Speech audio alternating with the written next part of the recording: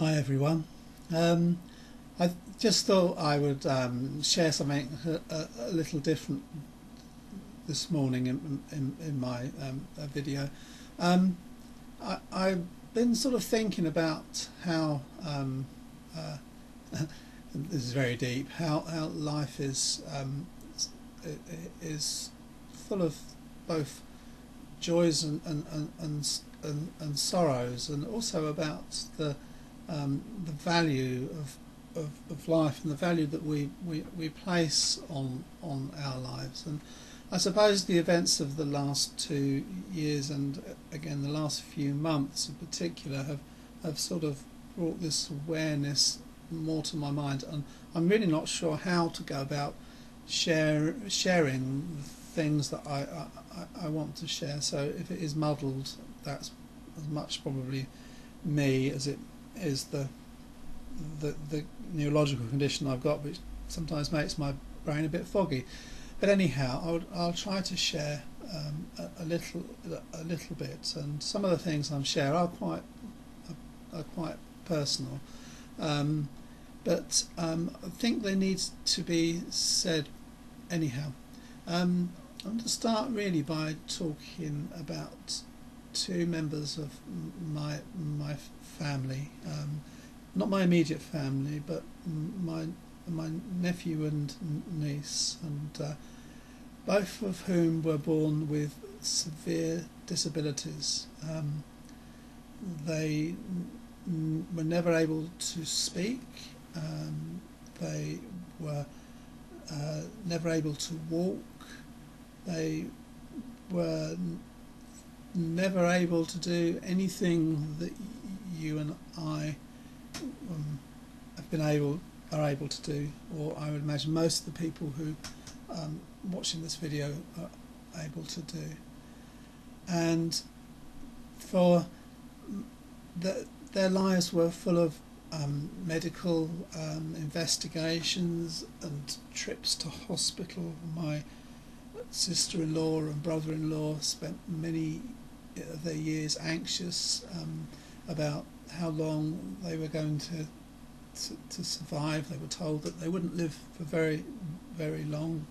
The condition they had was extremely rare, and they were probably only two of about 10 or so people in the world with the condition.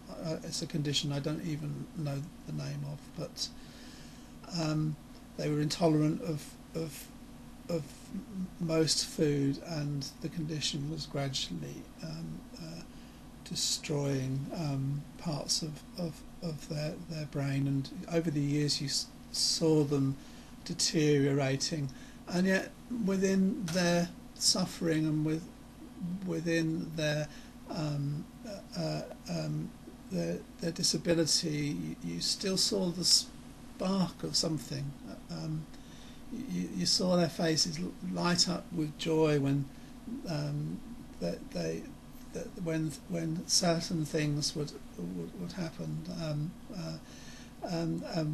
You could tell that they knew who their mum and dad was, and that they understood that they were loved, and they suffered quite a bit in the hands of the social security and the health service, in that as so often people with disabilities aren't considered to be, especially profound disabilities, aren't considered to be of huge importance to many people in the medical profession, particularly because they see them as a drain on their resources. And I know how much my brother and sister-in-law had to fight, even sometimes, for basic medical attention, because people A, didn't know what they were dealing with, and B, that often the things that were needed were quite expensive, and as there was no possibility of my nephew and niece ever being well, there was a reluctance to do certain things. Anyhow, last year my nephew, after a very long fight, and he had come to this point so many times when they thought that they were about to lose him, and at 21 years old, just after his 21st birthday, he finally passed away in hospital.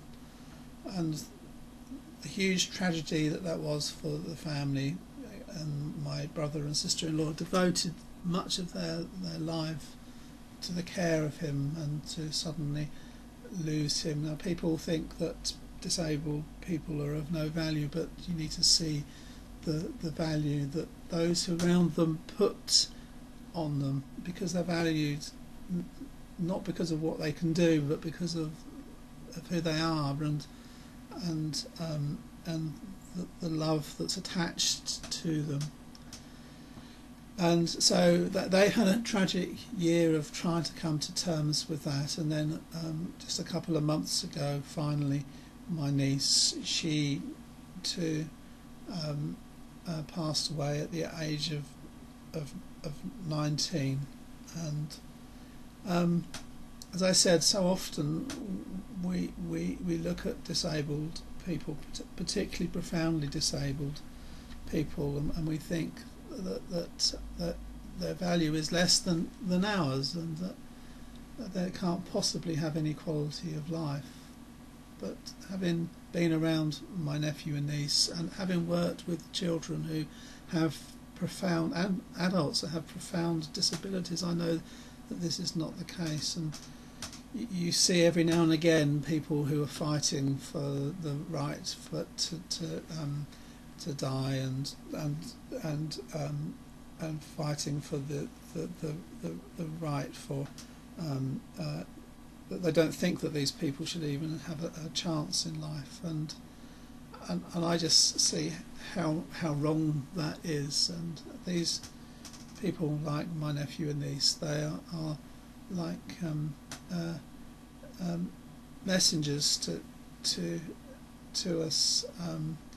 The Bible talks about that some have entertained, to be careful who we're hospitable to, because some have entertained angels. And now I do believe in the, I know some people might find this strange, but I do believe in the supernatural being angels. But the word angel also means messenger, and I think often that these people who have disabilities that are so profound that they never ever even manage to be able to communicate in the way that you and I can.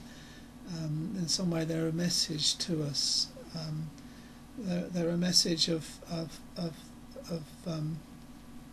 in that they bring out, in at least some of us, feelings of compassion. They make us aware of our own abilities and what we have. And I mean, particularly people who have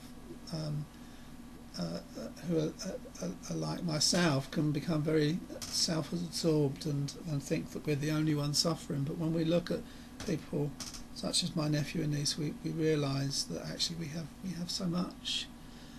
I'm not downplaying disability at all, because the condition that I'm suffering through is in no way nice, but there is still joy in life. There are still things that are enjoyable, and I think so often we can concentrate only on the things that are going wrong in our lives, to the point that we forget the good things, the things that bring us joy. And for me and my wife this year, we probably had one of the most wonderful things happen to us so far since we've been married for, well, it'll be 27 years this year.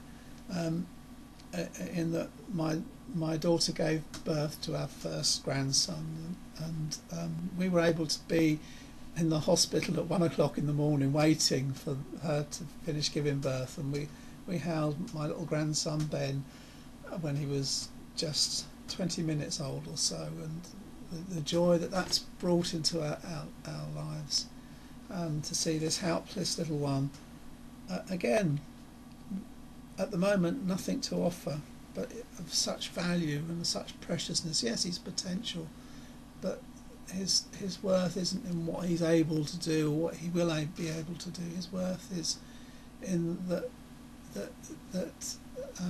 there's this his worth really is in the fact of who he is, and